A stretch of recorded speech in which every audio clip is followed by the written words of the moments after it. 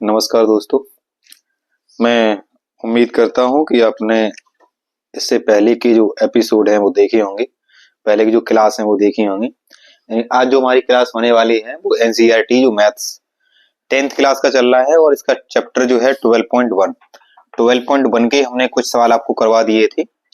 यानी कि इससे पहले जो सवाल करवा दिए थे वो क्वेश्चन नंबर 5 तक करवा दिए थे। इसके बाद में देखते हैं, यानी 5 सवाल हमने करवा दिए थे। पहले चैप्टर में जो है 12.1 में वो टोटल 9 सवाल है, यानी ये 4 सवाल बचे हैं, उनको और जल्दी जल्दी से देख लेते हैं, उसके बाद आगे चलते हैं। ठीक, और ये क्लास हमारी जो हो रही है वो हिंदी माध्यम से हो रही है।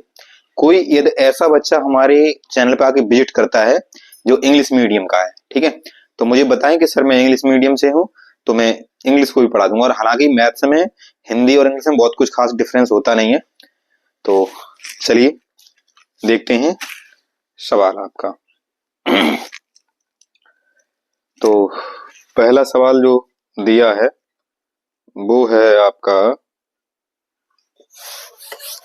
यानी क्वेश्चन नंबर कौन सा 6 में आपको एक उसने खुद ही बना के दे दिया है फिगर और कह रहा है कि उसका आपको ज्ञात करना है। देखो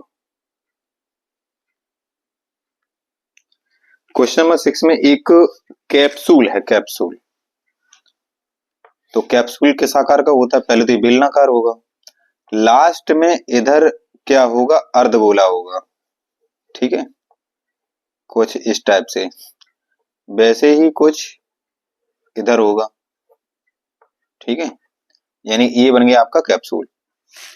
तो चित्र इसने खुद बना के दे दिया है और कहा है कि इसकी कुल दवा का एक कैप्सूल एक बेलन के आकार का है जिसके दोनों सिरों पर एक एक अर्धगोला लगा हुआ है। आकृति में देखिए, आकृति बनी हुई है।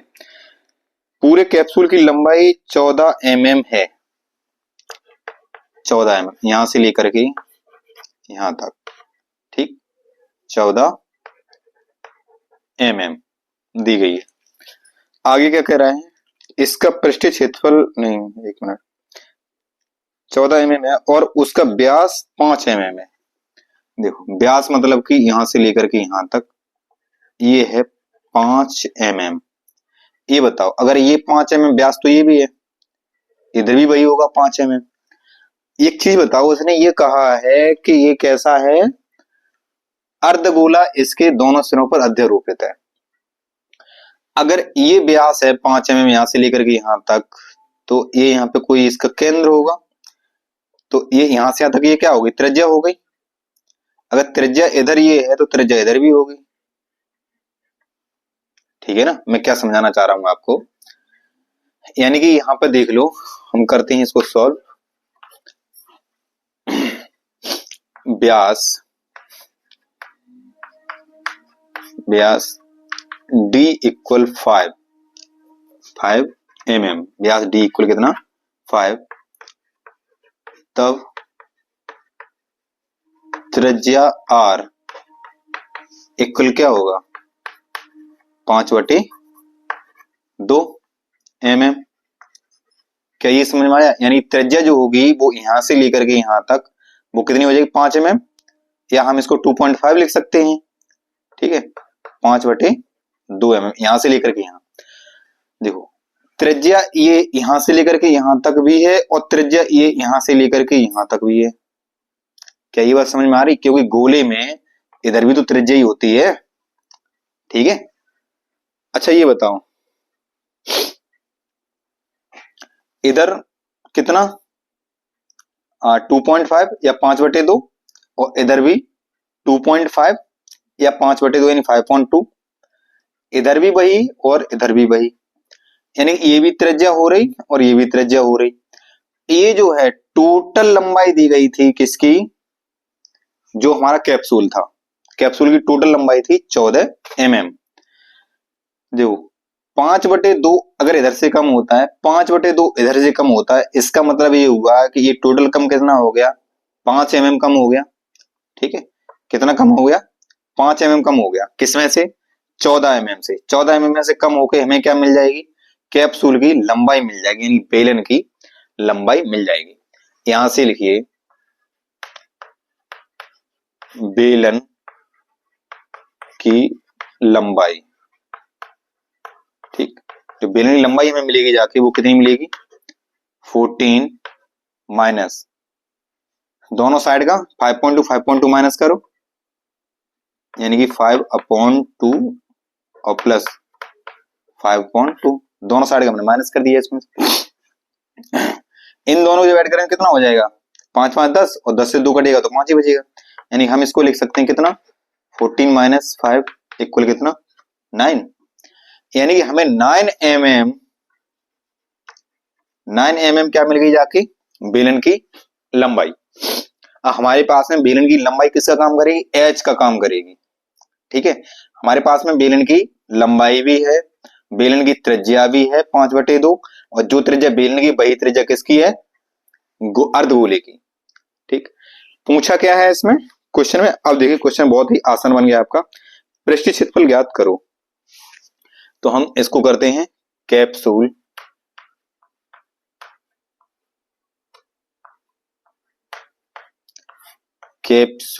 का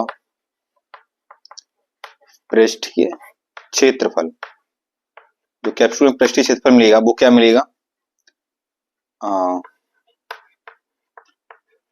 बेलन का वक्र पृष्ठ, बेलन का, क्योंकि टोटल तो नहीं है वक्र ही है ना, वक्र पृष्ठ, यानी कि जो इधर इतना बनेगा जाके इधर उधर का तो काउंट हो ही नहीं रहा, इधर उधर का काउंट होता ऊपर और नीचे का तो क्या हो जाता संपूर्ण पृष्ठ। तो यहाँ पे क्या मिल रहा है बेलन का केवल वक्र पृष्ठ, और प्लस में हमें क्या मिल रहा 2 इंटू अर्धगोले का, कितने गोले बन रहे दो, कितने अर्धगोले बन रहे 2 अर्धगोले, एक ये अर्धगोला एक ये अर्धगोला, यानी कि हमें 2 अर्धगोले मिल रहे 2 इंटू अर्ध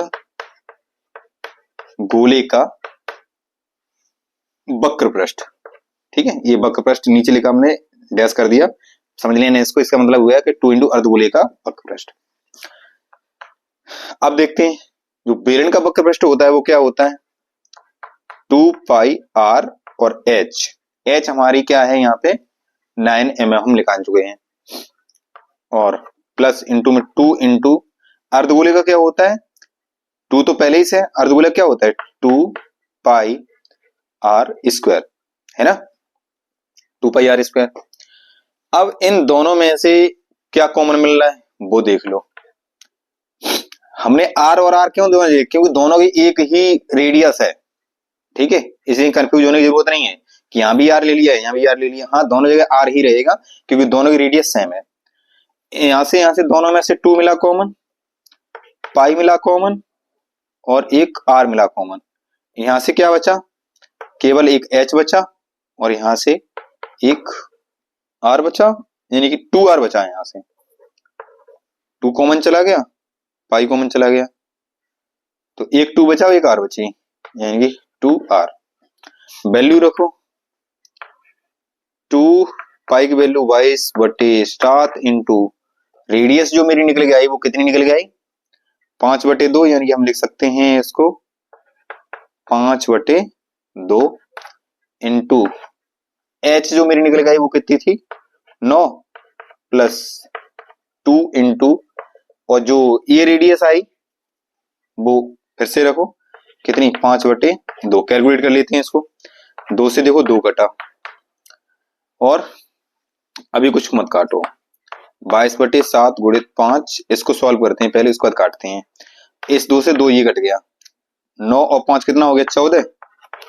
अब इसको 7 से काटो, 7 दूनी 14, तो कितना हो गया 22 गुणित 5 दूनी 10, यानी कि 220 मिलीमीटर स्क्वायर, यानी कैप्सूल का जो वक्र पृष्ठ आएगा जाके 220 मिलीमीटर स्क्वायर आएगा जाके। ये क्वेश्चन इतना बड़ा होता जाके काफी बड़ा, अगर हम इसको यहाँ पर सही से समझ के ना चलते तो। दूसरा कहां पर बड़ा हो जाता, हम इसके जो 5/2 को 2.5 अगर लिख देते, आप कैलकुलेशन करते करते परेशान हो जाते, क्वेश्चन गलत हो जाता। क्वेश्चन को ये देखा करो जहां पे आप क्वेश्चन को, मैं जो आपके अंदर एक इंस्टीट्यूशन बिल्ड कराना चाहता हूं, वो क्या कराना चाहता हूं कि आप तब तक चीज को नहीं काटिए जब तक आपको उसकी जरूरत नहीं है।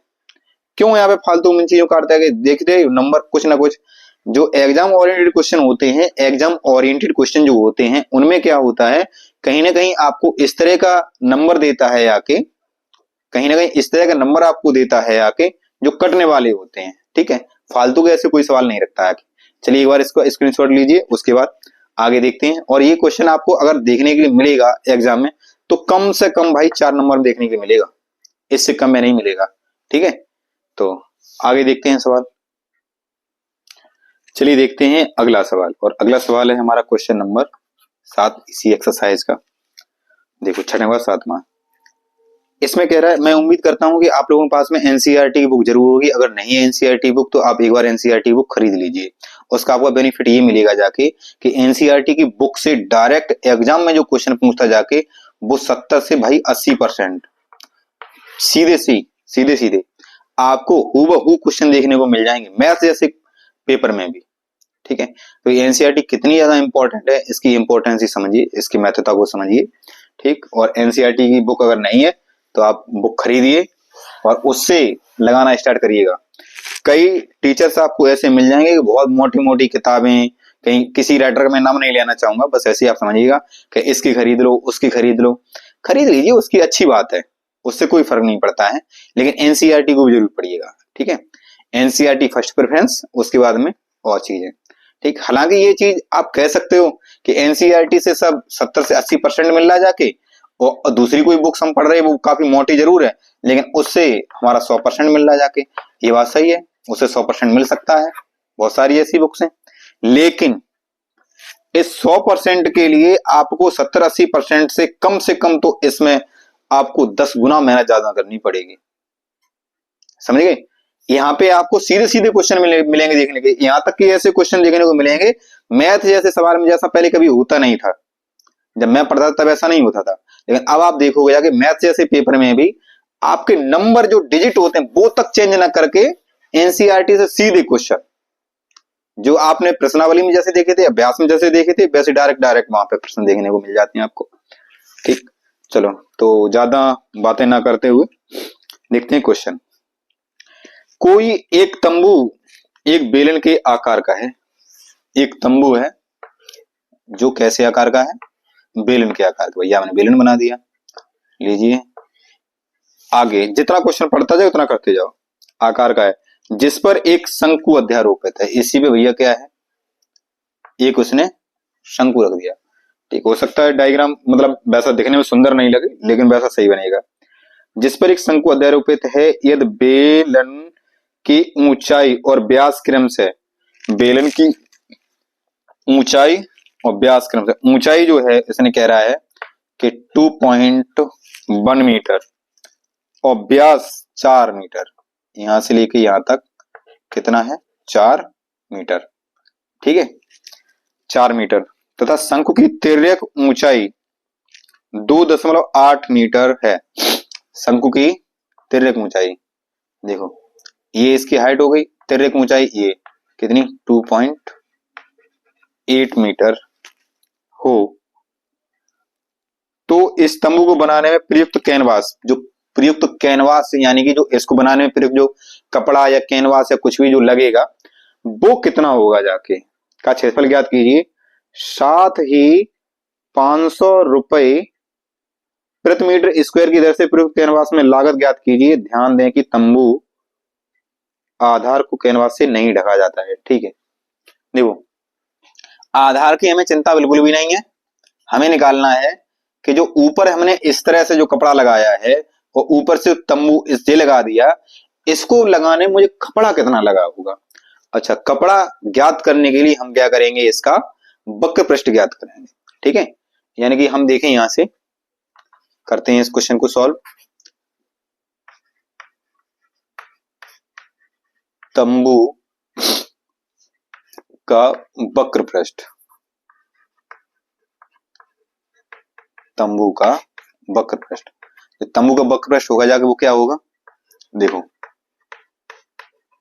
बेलन का वक्र पृष्ठ और प्लस शंकु का वक्र पृष्ठ। देखिए जो बेलन का वक्र पृष्ठ है वो क्या होता है, बेलन का वक्र पृष्ठ क्या होता है, 2πr/h। ठीक है, ये क्या हो गया, बेलन का वक्र 2πr/h प्लस शंकु का वक्र पृष्ठ क्या होता है, πr/l। इसमें भी एक चीज हमें कॉमन है, वो क्या है, दोनों की r। अच्छा ये बताओ, यहाँ पे जो d बराबर दिया है 4 है, 4 मीटर, तो r इक्वल क्या आ जाएगा, 4/2 यानी कि 2 मीटर। यानी r हमेशा कैसे होती है, इसकी आधी। तो r बराबर कितना हो गया, 2 मीटर। ये क्या है, ये हमारी l यानी स्लैंट हाइट, और ये क्या है इसकी h। मैं यहाँ पे कुछ चीजों को लिख दे रहा हूं इधर ही, देखो। तो r इक्वल हमें कितना मिला जाके, 2 मीटर। h इक्वल कितना मिला जाके, 2.1 मीटर। l कितना मिला जाके, 2.8 मीटर। ठीक, हमें इसकी तंबू की ऊंचाई जरूरत पड़ेगी नहीं, तो उसको h1 या h2 लेने की कोई फायदा है नहीं। देखो इन दोनों में से जो कॉमन चीज है वो क्या है, पहले तो पाई कॉमन है, दूसरी बार r कॉमन है। जो कॉमन मिले उस कॉमन को ले लो। ठीक, ले लिया, पाई निकल गई, r निकल गई। यहां से बचा क्या, 2h, 2 इंटू h प्लस यहां से क्या बचा, केवल l, क्योंकि पाई r चला गया कॉमन। पाई की वैल्यू रखो 22/7। r है, r हमारी कितनी आई है, 2 मीटर इंटू 2 इंटू h कितनी आई, 2.1 प्लस l कितनी है, 2.8। ठीक है, अब करते हैं इसको सॉल्व। यहां से कुछ नंबर कटने वाला है नहीं, पहले इसको ब्रैकेट को ही सॉल्व करो। तो 22 इंटू 2/7 इंटू ये कितना हो जाएगा, 2 एकन 2, 2 दूनी 4, पॉइंट बीच में, प्लस 2.8। कर देते हैं इसको सॉल्व। 22 इंटू 2/7 इंटू 8 2 10 की 0.426 और एक हासिल 7, ये आएगा ना। ठीक है, अब क्या हुआ, 7 से कट गया 7, और 22 दूनी कितना आ गया, 44, 22 दूनी 44 मीटर स्क्वायर। हम कह सकते हैं कि तंबू में प्रयुक्त कैनवास का जो क्षेत्रफल होगा वो 44 मीटर स्क्वायर होगा। यानी कि लिखिए यहां से, कैनवास का क्षेत्रफल 44 मीटर स्क्वायर होगा। अब बात करें लागत की, तो उसने लागत के लिए क्या बताया था, लागत के लिए उसने बताया था कि 1 मीटर स्क्वायर बराबर 500 रुपए। तो 44 मीटर स्क्वायर बराबर कितने रुपए, तो लागत बराबर हम कर लेंगे जाके 44 गुणित 500। ठीक है, तो 2 जीरो तो पहले ही से ही है, और 5 चौक 20 की 0 एक बार फिर से 5 चौक 20 और 2 22,000, यानी 22,000 रुपए। ठीक है, कैनवास को बनाने में हमें 22,000 रुपए का खर्चा करना पड़ेगा। आई थिंक, मैं समझता हूं कि यह सवाल भी आपके समझ में आया होगा आसान तरीके से। एक बार इसका स्क्रीनशॉट लीजिए, उसके बाद चलते हैं दूसरे। देखो क्वेश्चन नंबर 8 काफी मजेदार सवाल है, और इसमें एक तरह से आपको थोड़ा सा उलझाने की कोशिश कर रहा है सवाल। सवाल क्या कह रहा है, ऊंचाई 2.4 सेंटीमीटर और व्यास 1.4 सेंटीमीटर वाले एक ठोस में इसी ऊंचाई, ठोस बेलन में से इसी ऊंचाई और इसी व्यास वाला एक शंक्वाकार खोल काट लिया जाता है। देखो एक बेलन है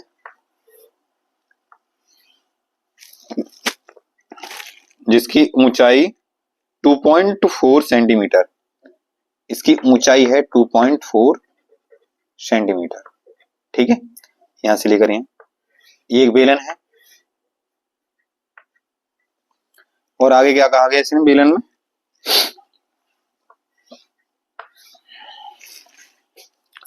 आगे कह रहा है बेलन में इसी ऊंचाई और इसी व्यास वाला एक शंक्वाकार खोल काट लिया जाता है। एक इसमें से ऊपर से शंक्वाकार खोल क्या किया उसने, ये काट दिया। ठीक है, काट दिया भैया, काट दिया जाता है। शेष बचे ठोस का निकटतम वर्ग सेंटीमीटर तक पृष्ठीय क्षेत्रफल ज्ञात करो। शेष बचा नहीं, शेष बढ़ और गया है। ठीक है, जो शेष बचे हुए की बात कर रहा है, इसका जो व्यास है वो कितना है, देखो 1.4 सेंटीमीटर। उसने एक चीज मेंशन कर दी है कि जो इसकी ऊंचाई है किसकी, बेलन की, वही ऊंचाई और वही त्रिज्या किसकी है, शंकु की। अच्छा, यहां पे जो व्यास दिया है, व्यास कितना है 1.4 सेंटीमीटर। अगर हम यहां से आर निकालें तो क्या आर ये नहीं हो जाएगा 1.4/2 या 0.7 सेंटीमीटर। क्या ये समझ में आया, क्योंकि इसको डिवाइड करेंगे 0.7 बार जाएगा, सेंटीमीटर हो गया। अच्छा, उसके बाद इसकी जो हाइट है वही हाइट किसकी है, बेलन की। जो हाइट शंकु की वही हाइट बेलन की। तो जब इसमें से काट के ये चीज निकाल ली गई है, इसको खोखला कर दिया गया है अंदर से, किस शेप में, एक कोण के शेप में, यानी कि शंकु के शेप में इसको खोखला करके निकाल लिया गया। तो हमें इसके शंकु के वो चाहिए वक्र पृष्ठ, और शंकु के वक्र पृष्ठ के लिए हमें क्या चाहिए, एल चाहिए। अब एल के लिए हमें ऊंचाई दी है 2.4, यानी कि ये भी तो कितनी है 2.4, हमें एल चाहिए। और ये आर हमारी कितनी निकल गई, देखो 0.7 सेंटीमीटर, ये है 2.4 सेंटीमीटर। अगर हम यहां से एल निकालना चाहें, यानी कि लिखिए शंकु की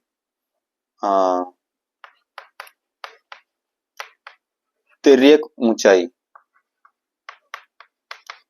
शंकु की तिर्यक ऊंचाई बराबर, हमें शंकु की तिर्यक ऊंचाई एल बराबर क्या मिलेगा जाके, रूट में, यानी कि आर स्क्वायर और प्लस कितना एच स्क्वायर। देखो आर हमारी ये निकल के आ गई और एच क्या दी गई है ये।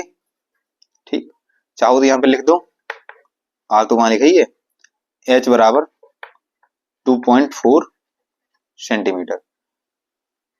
ठीक है, देखते हैं।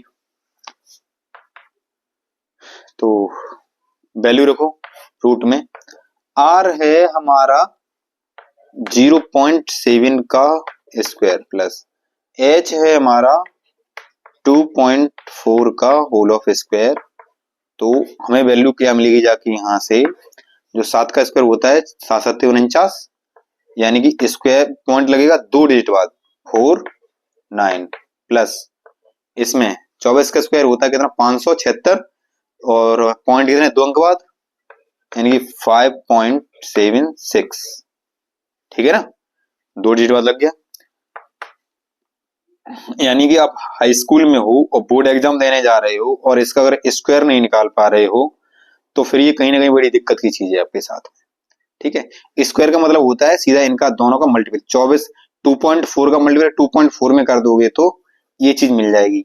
अब 2.4 का 2.4 में अगर मल्टीपल नहीं कर पा रहे हो तो फिर बड़ी दिक्कत की चीज है आपके लिए। वैसे उम्मीद करता हूं कि जो भी स्टूडेंट हमसे जुड़े हुए हैं सबको इतना तो आता ही होगा। अगर नहीं भी आता है तो मुझे एक बार कमेंट बॉक्स में बताइए कि सर हाँ ये चीज हमें नहीं आती है, स्क्वायर कैसे निकालते हैं, स्क्वायर रूट कैसे निकालते हैं। मैं आपको फिर से ये चीजें समझाऊंगा एक वीडियो में, लेकिन फिलहाल यहाँ पर ये सवाल करिएगा।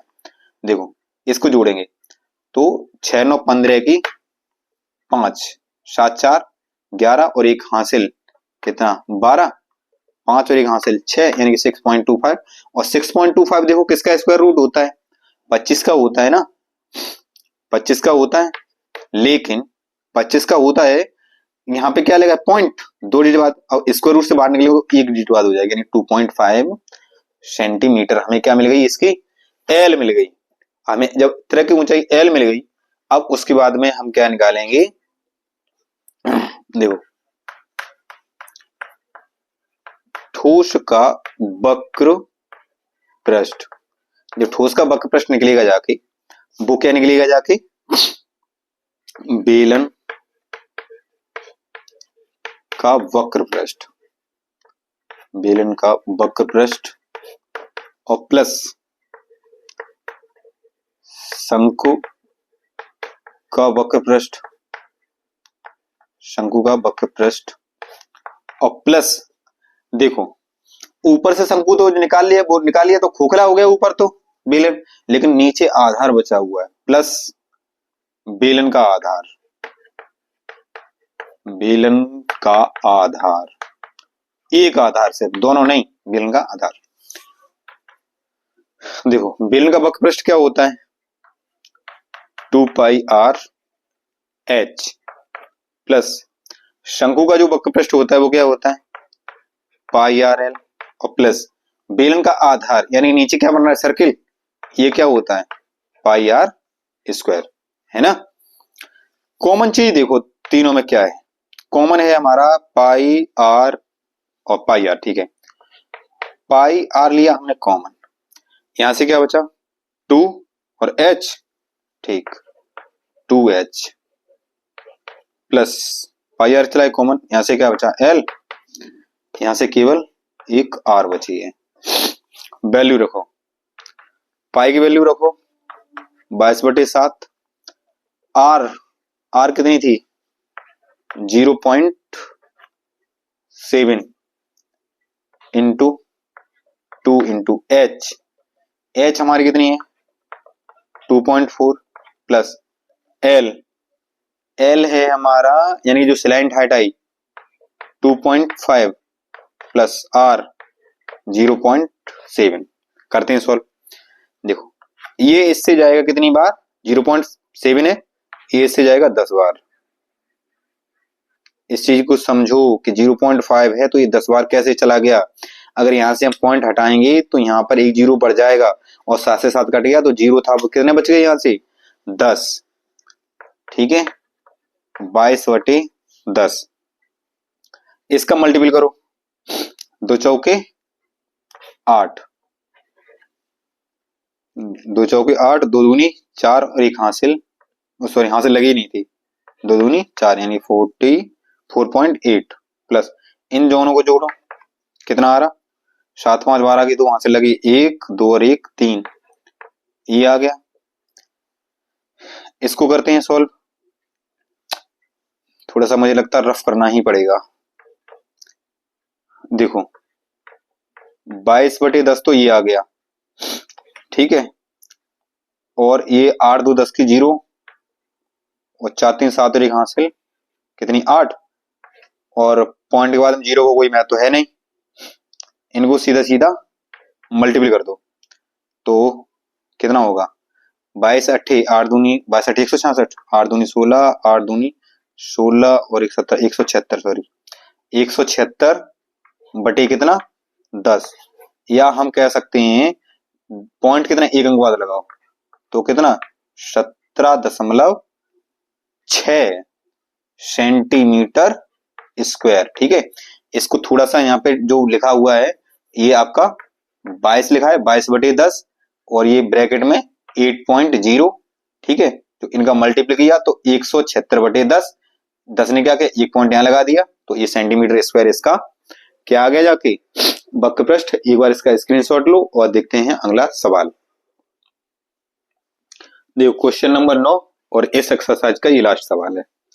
कह रहा है कि लकड़ी के एक ठोस बेलन की प्रत्येक सिरे पर एक अर्धगोला खोदकर निकालते हुए एक वस्तु बनाई गई है, ठीक है, जैसा कि आकृति में दिखाया गया है। इन्होंने एक आकृति बना दी है देखो इस तरह से, और यहां से एक इन्होंने ऊपर से और एक नीचे से क्या निकाल लिया, एक अर्धगोला निकाल लिया इन्होंने खोद के, ठीक है। ये एक अर्धगोला यहां से और एक अर्धगोला ऊपर से निकाल लिया।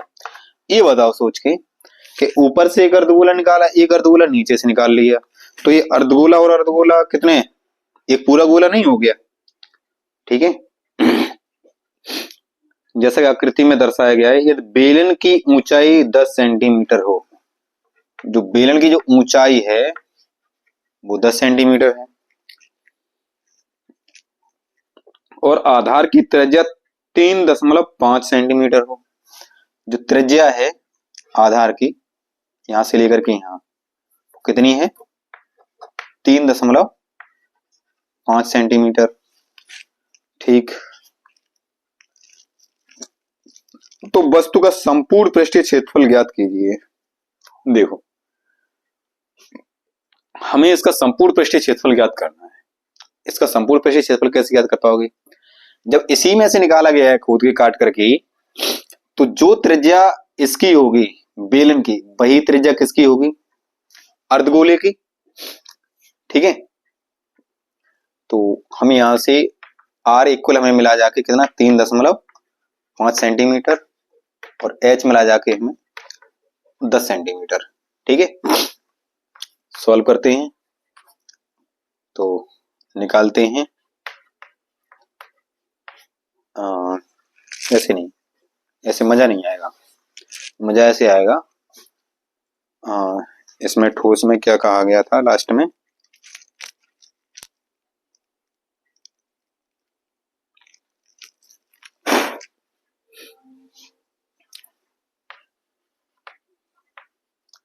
खुदे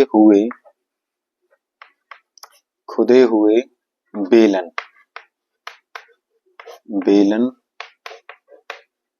का संपूर्ण पृष्ठ, खुदे हुए बेलन का जो संपूर्ण पृष्ठ निकल आएगा वो क्या आएगा? जाके निकलेगी इक्वल मिलेगा हमें बेलन का वक्र पृष्ठ प्लस 2 इंटू अर्धगोले का, 2 इंटू अर्धगोले का वक्र पृष्ठ। क्या ये समझ में आया? देखो, जो बेलन का वक्र पृष्ठ होता है वो क्या होता है? 2 पाई आर एच प्लस 2 इंटू अर्धगोले का होता है वो क्या होता है? 2 पाई आर स्क्वायर, है ना। कॉमन देखो क्या मिल रहा है, दोनों में से कॉमन मिल रहा है, 2 मिल रहा है, पाई मिल रहा है और आर मिल रहा, यानी कि 2 पाई आर ये मिल गया कॉमन। यहां से क्या बचा? एच प्लस यहां से क्या मिला जाएगा? 2 आर जो बचा हुआ है, 2 इंटू पाई की वैल्यू 22/7 इंटू आर जो है वो कितनी है? 3.5। ठीक, ब्रैकेट में एच कितनी है? 10 प्लस 2 इंटू आर की वैल्यू 3.5। करते हैं सॉल्व। अभी इसको ऐसे ही बना रहने दो। कितना? 2 गुणित 22 गुणित 3.5 और बटी कितने? 7। यहां से देखो क्या मिल जाएगा? 3.5 है ना, 3.5 दूनी 7, 7 और 10 कितना हो गया? ये 17 हुआ जाके। ठीक है ना, और तो कुछ होगा नहीं। ठीक है, इससे काटो 7 से, 7 पना 35, यानी ये गया 0.5 बार। इसका करो इसमें गुणा, तो 0.5 का मतलब क्या है? वो आधा, यानी 1/2। 1/2 क्या करेगा? 2 को काट देगा। यहां से आएगा कितना? 22 गुणित 17। हमें होल डिजिट मिल गई, यानी अब मुझे आसानी होगी इसकी कैलकुलेशन में।